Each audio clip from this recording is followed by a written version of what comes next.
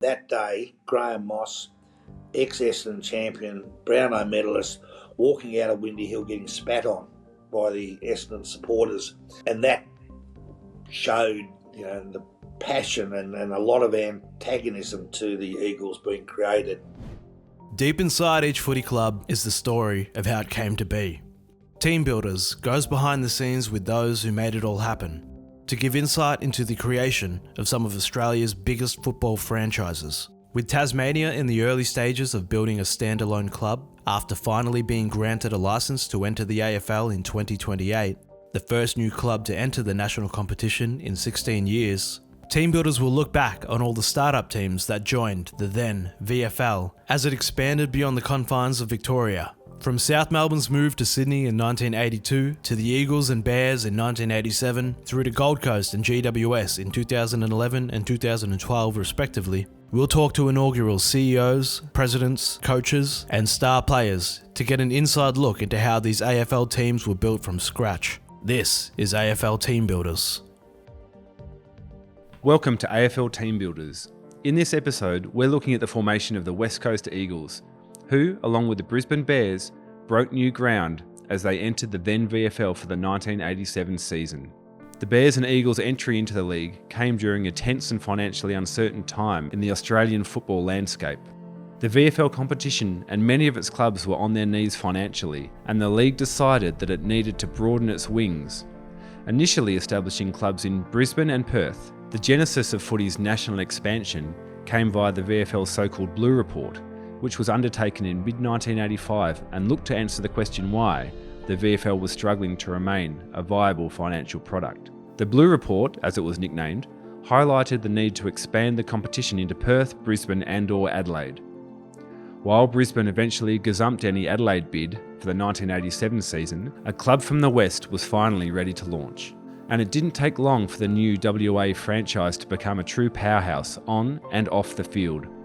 In winning a flag in just their sixth season under Mick Malthouse, they became the first VFL AFL premiers from outside footy's heartland in Victoria.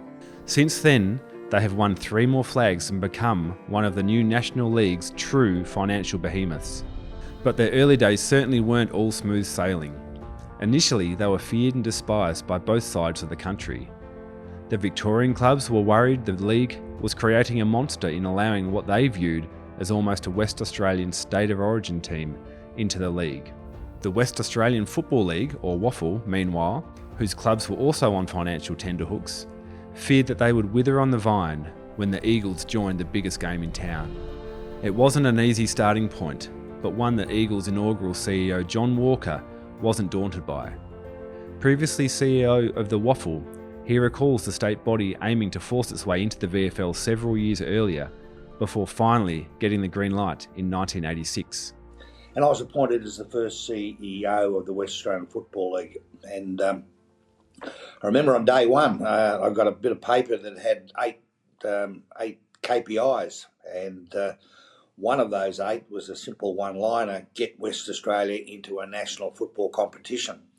And that was 83, and between 83 and when it happened in 86, I was involved in, obviously, working through the process, negotiating the deal and creating the entity. It was always talked about because West Australia, as I say, weren't doing well financially, and they were being stripped every year of the best players. So just before the creation of the Eagles, there were over 70 West Australian players playing in the VFL, and so it really was a dire situation there and needed support.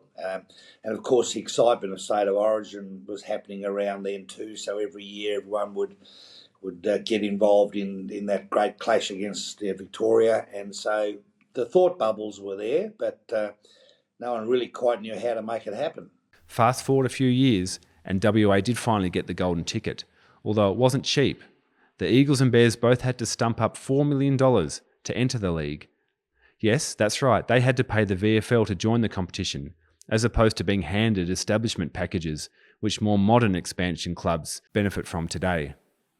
The Eagles began life in a complex financial arrangement, with the WAFL on-selling the sub-licence to Indian Pacific Limited, a publicly listed company that was delisted from the Australian Stock Exchange in 1990, after 75% of the shares were bought out by the West Australian Football Commission. Walker remembers the birth of the Eagles being no sure thing, with the VFL initially more keen on expanding in Queensland and South Australia. There were a number of other starts that happened, relocating a team. There was a breakaway movement talked about at the time from the more powerful clubs in the VFL. Because remember, the VFL weren't travelling too well financially either at the time, and it wasn't what it is today. I mean, it wasn't a powerhouse that we see now, and football was very different. And I mean, ultimately, when West Australia was forced to pay $4.5 million to gain entry, that was calculated on the basis that the whole VFL was valued at just $50 million.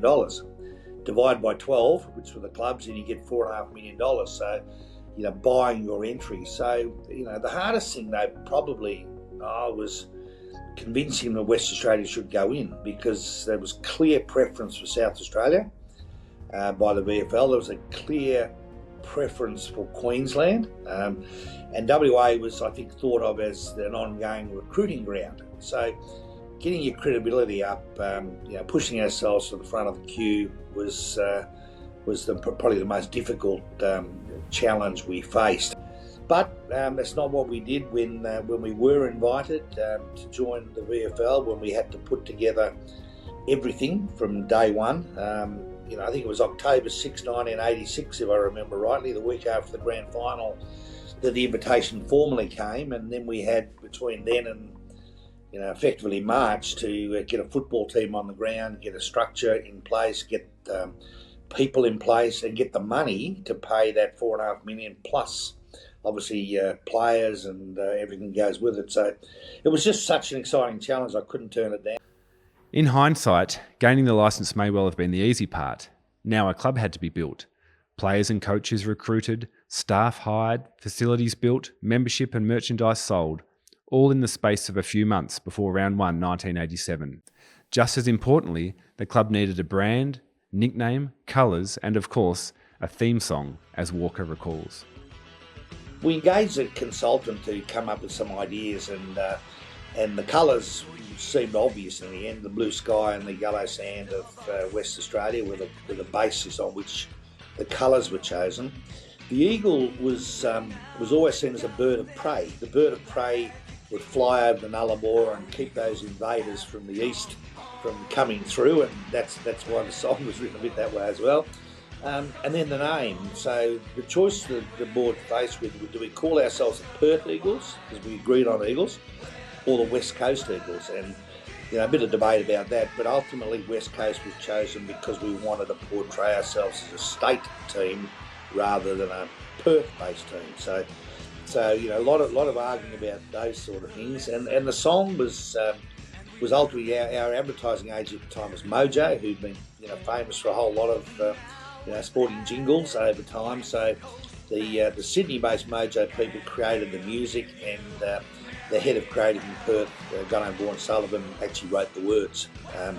And I still remember the first day we got the tape and we were in the boardroom, and Ross Glendinning was there, and me and the guy running the agency, and we played the song. And the first time that happens is pretty exciting. The first time we got a uniform, we had the draft, the temporary uniform made up, and you look at your colours, they're exciting times, and they're little things, but they create the whole basis on which you build your future. With their brand established, the West Coast Eagles finally felt like a true club. But every club needs a coach, and Ron Alexander, who won the coveted job late in 1986, was West Australian football royalty. He produced a storied WAFL career both as a player and a coach, and also ran out for 133 senior games with Fitzroy in the VFL. He was chosen to lead the new West Coast outfit into uncharted territory. But, as Alexander remembers, there was a time when he was seriously concerned the Eagles wouldn't even get to the starting line. That was until some timely deal-making between then VFL head honcho Ross Oakley and inaugural West Coast chairman Richard Collis, who, rather inconceivably, took on the chairmanship remotely, living in Sydney a long time before Zoom calls were even a thing. Ross Oakley conducted the negotiations with the 12 teams who were in Melbourne at the time, and they needed 8 out of the 12 votes for the Brisbane Bears, and West Coast to enter the competition. And West Coast officials had agreed to pay $400,000 a year for 10 years, i.e. $4 million over 10 years, for the licence. And on the night, Ross Oakley couldn't obtain the 8 votes necessary to start a so-called Australian competition. I still think it's the VFL. But apart from that, because a number of clubs wouldn't give their vote to it because they were struggling. And that was at a time when there was a big transition in football from people would have their jobs and then they'd come and football was sort of their recreation. And that was a period where they were going from full-time outside work to more full-time and a bigger commitment to football. And so a number of clubs in Melbourne couldn't afford to pay transfer fees. And see, a lot of people don't know that. And so the competition around Australia was breaking down. The VFL, the WA Footy League, the Sandful, they were all breaking down because of the transfer fees.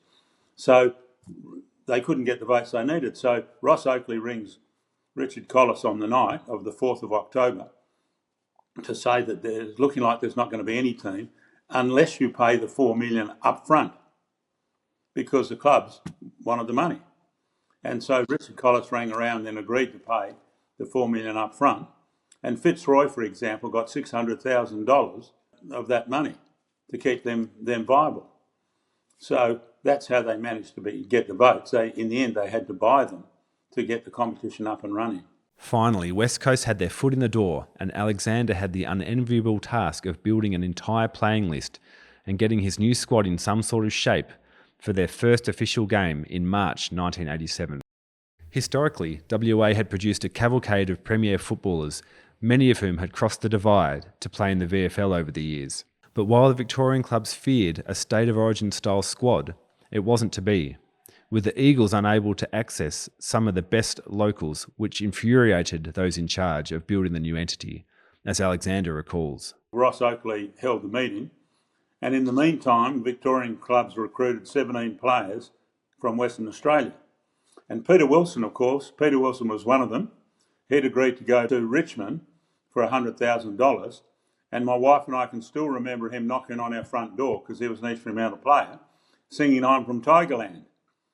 So, and I was with Peter the other night. We're quite good friends. But he was one of the ones that went. And players like Bairstow and Nicky Winmar would have been very, very handy in a West Coast first side. And people say you had this side, it was great, it was this, it was that. Well, they recruited 17 before the side came into being. We only had 30 players allowed at the start, and every other club had 52. And then I kicked up a fuss about that, and they said I was a whinger and all the rest of it. And we got another 5, but that's after everyone had been recruited, and the 5 we got weren't particularly strong players. And so it was interesting to be recruiting players from within Western Australia, because not all clubs were positive towards West Coast. Swan districts and South Fremantle had voted against the entry of a side from Western Australia, and so that vote went 6-2. And then there was teams that, of course, wanted to protect their players. They didn't want to lose players to West Coast. So from internally in Western Australia, the Eagles had not just hurdles with the VFL administration, they had hurdles with West Australian clubs. So we went about getting the best players that we could get. And Ross Glendinning came back from Melbourne, and that was a great acquisition because he was a terrific captain, as well as he played some very, very good games as well. And so we had a core of about 7 or 8 experienced players, like Steve Malaxis, who had gone to Hawthorn and couldn't get a game at Hawthorn, but was still a good player. And in fact, he won the Eagles' fairest and best in the first year. Dean Turner, John Annear, even Don Holmes from Swan Districts, experienced and did a good job. But they were also experienced heads, and they trained well, and they set a good example of training. So we had, a core group who did very well. And then we had some young players, Brennan and those sorts of players who soon adjusted.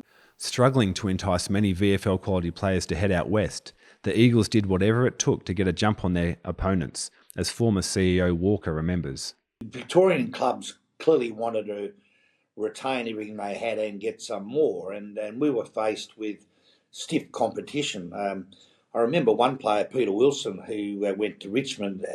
He went with a guaranteed letter signed by Alan Bond, who was a West Australian, but he'd guaranteed the payment, and it was a really high amount of money. And so we were faced with our players who were, say, in that graduation class, either starting with a new team or going to some of the existing teams, and a lot of them had relationships in the years coming up. So we just faced a massive onslaught from the Victorian clubs to get those new players, paid them a lot of money. Bairstow was another one. So it was really difficult financially. We weren't sure going through what the right amounts of money were. Negotiating with players out of the waffle into the VFL was tough. We had to sign 30 odd players, and they were on one side getting good offers from the VFL, and the other side getting promises from us because we didn't know what to offer. I remember Chris Mainwaring coming into the meeting with me to negotiate his contract, and he wanted a 10,000 bonus to win the Brownlow medal, and so we weren't even thinking about that. So it was difficult. It was difficult negotiating, and then it was even harder getting them back because the VFL, I think they ultimately fined us $240,000 for the 4 players we actually got back. One of the fines was trying to get Gary Bacanara to sign back in WA, and the old stories of how you did it. I think I was spotted jumping over the back fence one day trying to get away from being seen. But some things were legal, some were probably a bit off the side. But there was no help from Victoria. They didn't want us, as I say, so everyone made it hard. Therefore, most of our team, bar 4, and of course the Ross Glendinning signing, which was a big coup. Richard Collis gets the credit for that one. Getting Ross to come back and captain the side was, we thought, a draw card for players. The recruitment of Captain Ross Glendinning proved pivotal as the Eagles went about planning and preparing for their debut season. One of the finest players to ever emerge from the West, Glendinning etched himself in North Melbourne and VFL folklore in the late 1970s and 80s. He won a Brownlow medal in 1983, alongside 2 club best and fairest, before later being named in the Kangaroos' Team of the Century. A proud West Australian, Glendinning was in the twilight of his storied career when murmurings of a WA team entering the league started bubbling away. He and his wife were keen to move back to Perth regardless, meaning it didn't take much to convince him to finish his VFL career in his home state. He signed on and got to work during a helter-skelter pre-season. For me, it was unbelievably timely, because in the mid 1986, Richard Collis, who was a businessman based in Perth, who had a strong connection with footy and worked with the WA or had links with the WA Footy Commission, rang me and said, look, there's a group of businessmen that are looking to put together some finances to pay the $4 million licence to allow a team to enter the VFL from WA. And we're looking at 1987 as the year to start. What would your thoughts be on that, and would you have an interest in being involved? So, in short, mid-86, into my nearly 10th year at North, Kerry and I were thinking we'd like to come back home to Perth, and I was thinking about playing for East Perth, the team that I came from, to go to North in the first place. So with this idea, Richard said it's pretty likely it's going to happen.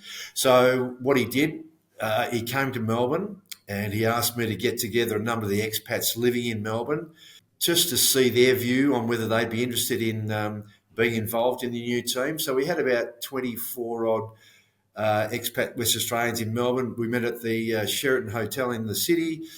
Richard went through the pros and cons of it happening, the likelihood, and we left there. And then post that, he said to me, that seemed pretty positive. A few of the players were a bit unsure. They didn't know whether they would leave their existing VFL club or would be interested in coming back home. But I said, I'd be very keen to come. And he said, well, if you would, we'd like to make you captain. So I accepted, and basically within a few weeks, we shook hands and it was done. I didn't have a contract, or I just knew that if Richard was involved, it would happen and I could trust him that everything would be done correctly. The more I talk about it, the more it was really exciting because we didn't have a home base. And that might sound really strange, but we were going to be playing our home games at Subiaco Oval, but we weren't allowed to train on it because Subiaco would train on it. So we were training at VS Grounds. Mount Lawley Teachers College was the main facility. So we'd drive there. Our property man would have his van and he'd bring some of the jumpers, but we'd basically go and get changed in our cars. There was a small toilet block we could use. We'd train late afternoon because most of the guys were either working or at uni, etc.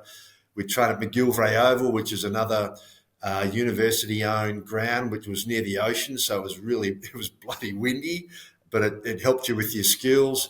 We'd train at Guildford Grammar, these are all different areas which are terrific grounds and experiences, Niall, but then we also were able to train for a while on East Perth's home ground, as it turns out. It's called Perth Oval.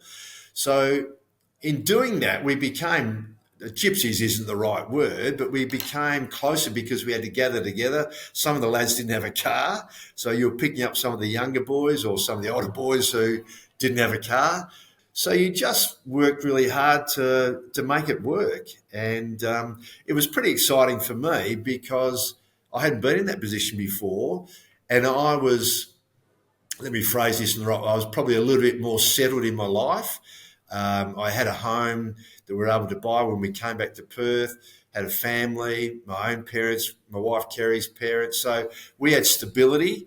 So what I was trying to pass on to the boys and assist was making them stable and making sure the club was as stable as we could be in this transient period. In terms of our discipline, if you like, it was difficult to penalise a player because he was late to training, because sometimes we didn't know within 24 hours where we're going to be training and if they had a car or access or could get off work or where they were coming from. But it was important that I was able to, along with a John Annear and a Dean Turner, etc., were able to pass on their experiences, our experiences, just to stabilise the group. And in all honesty, mate, the excitement just kept us going. Okay, away we go. The start of the season then for both these sides. The start of a piece of history for the West Coast Eagles as Lee wins the first tap. Come Game 1 against Richmond at Subiaco Oval in late March '87, the Eagles' ragtag mix of young West Australians and a handful of veterans had no idea how they'd go against seasoned VFL outfits. Against one of the league's so-called big Victorian clubs on a bright, sunny afternoon, the Eagles thrilled the 30,000-strong home crowd in kicking 9 last-quarter goals to overrun the Tigers. Alexander's decision to swing his captain from centre-half back to centre-half forward proved critical, as Glendinning remembers. We were a pretty reasonable team, playing at home, first game in front of a reasonable crowd. I didn't expect us to go that well, and whilst going to three-quarter time huddle, we're a bit behind, I wouldn't have said to you, I think we can win this. I just thought we've still got some legs, we've still got some energy, and we're a chance. So to get up and win that game couldn't have been a better start. And for everyone involved, it wasn't a sigh of relief, but it was a recognition that we can do this. We're going to be good enough. And just to see the joy in the faces of some of the young lads, it was bloody great. It really was. Having scrambled against a tight timeline to get the club up and running off the field, the Eagles now face several new hurdles, this time on the field. Never before had a football club been tasked with flying back and forth across the vast Australian continent on a regular basis.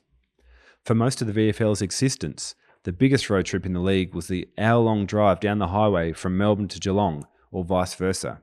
West Coast's mile-high task was made especially tricky considering the lack of knowledge and resources at the time in terms of recovery, nutrition and sports science. Former VFL boss Oakley, who championed the league's expansion, admitted in his memoir The Phoenix Rises that the costs of running a non-Victorian club were higher than other clubs, and travel was a major factor in that. It was a tough task, and Glendinning recalls the inaugural Eagles squad effectively being guinea pigs when it came to dealing with regular air travel. They were, in many senses, flying blind. And the thing we hadn't really experienced at all was the travel. So how do we travel? How do we jump on a plane? We mostly played, we had a couple of Friday night games, but we mainly played Saturdays, either away or at home. So when we travelled, it would be on a Friday late afternoon, 4:30, 5 o'clock, sometimes 6 o'clock. We'd get into Melbourne at 9:30, 10. We'd go to our hotel, which was in opposite Princess Park, or Icon Stadium as it's now called. And we'd go for a bit of a walk across the road in the darkness just because we got off the plane, have something to eat, not too much, go to bed, wake up, go to our particular ground we were playing at, whether it be Moorabbin or Princess Park or those sorts of grounds, and then fly home straight after the game. So getting that routine, making sure blokes got to the airport on time, when we stayed, what was our diet requirements, and so we didn't have a dietitian really. So that's the area that was very grey. We weren't nervous about it, but we were, I suppose, treading a fine line sometimes with, did we get enough sleep? What was our recovery like? On the flights home, there quite often had happened that our number one ruckman, Laurie Keane, who was about 6'8", like if he had a corky, he'd have to lie down at the back of the plane on the actual aisle and have an ice pack around his legs. So the head trainer, Billy Sutherland, would have to find ice rather than for people's drinks to put it in a bag and use it as a anti-inflam thing. So that didn't preclude some of the other boys, and I could have been guilty of this, of sitting at the back wanting to use the ice for a sneaky little drink. But that's how it was. That was our relaxation. And in those days too, there wasn't a lot of post-game analysis. There weren't computers, laptops to show vision. We had vision, but it wasn't in the depth that it goes to now. We didn't wear heart rate monitors. You sort of guessed that you probably ran, the guys playing midfield probably ran 10 or 12 Ks. I'm not sure. I reckon I probably ran 8 max. That included the warm-up. So I wasn't moving that far, mate. But it was just new ground, and that's part of the excitement. So as each trip away happened, each home game happened, and we were going okay. We won 11. We were 11-11 at the end of the season. We had some decent wins. We had a couple of beltings, but we went okay. And some of the young boys proved, Chris Mainwaring, for instance, Chris Lewis, I mentioned before, Chris Waterman, Michael Brennan, they could play. And we knew we had a nucleus of good players if we could just get them training well enough and understanding how hard the competition was. Walker also recalls some harsh lessons from that debut season, including one particularly distasteful experience during the club's first away game for the season. But I remember the first night before the game against Richmond, the first game, would we get a crowd? I think our business case was predicated on estimates of attendance of around 12,000.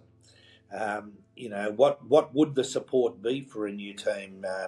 Would they stay loyal to their waffle teams? So we had no real idea of how the team would be accepted in WA, and there was a lot of personal criticism, a lot of abuse that happened in that summer because, you're destroying the waffle, you're destroying 100 years of football in many people's minds. New people on town, what are you doing? So it was a really split town. Perth became, totally, one way or the other. It was quite amazing how much feeling there was in the community for what we were doing, and not all of it was positive. So, that worried me, from a personal perspective. But, once the balls bounced and we did okay in that first game, then the next game away, how do we travel? How do we, move the stuff to the east? Our second game was Essendon, Windy Hill. Tough game, and we just got beaten there. But I remember one of the things that sticks in my mind that day, Graham Moss, ex-Essendon champion, Brownlow medalist, walking out of Windy Hill getting spat on by the Essendon supporters. And that showed, the passion and a lot of antagonism to the Eagles being created. So both at home and away. So I guess that was probably the hardest thing to deal with.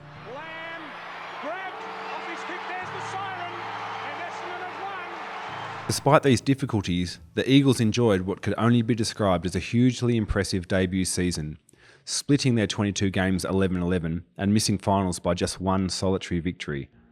It was the building blocks for a sustained period of success, both on and off the playing field. 5 short years after their maiden season, the Eagles stunningly claimed their first premiership in 1991, with wingman Peter Matera inspiring a brilliant come-from-behind win against Geelong at the MCG, and they would double their tally 2 years later. Suddenly, those fears that the VFL had created a monster had been realised. A long road to the MCG and his second premiership. The Eagles are premiers for the second time in 3 seasons. Thanks for listening to AFL Team Builders. In our next episode, we examine the Adelaide Crows, who entered the league in 1991 in a blaze of controversy, one which nearly ripped South Australian footy apart. He found a sheet of paper, and on the sheet of paper it was the 23rd of January, and it said Crows final list of 42 players, and on that list, my name wasn't on it.